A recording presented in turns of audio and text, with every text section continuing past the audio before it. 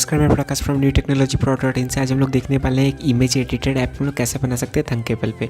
बहुत ही easy way में आज हम लोग जानने वाले हैं इस वीडियो में, क्योंकि हम लोग ऑलरेडी वीडियो का डिस्क्रिप्शन में इसका AIA जो फाइल है वो आपको हम लोग दे देंगे। उसको आपने सिंपली क्या करना है, अपने थंकेबल पे जाके उसको आपको इंपोर्ट कर देना है। जैसे ही आप इंपोर्ट करते हो उसमें, तो ऐसे ही आप इस फाइल को पूरा एक्सेस कर पाओगे। उसके बाद इसके एप्लीकेशन को बना पाओगे बहुत ईजी वे में। तो इससे पहले वीडियो को शुरू करने से पहले अगर आप हमारे चैनल पर नए हैं तो चैनल को जरूर सब्सक्राइब कर दीजिए और बेल आइकन को भी प्रेस कर दीजिए। तो चलिए वीडियो को शुरू करते हैं।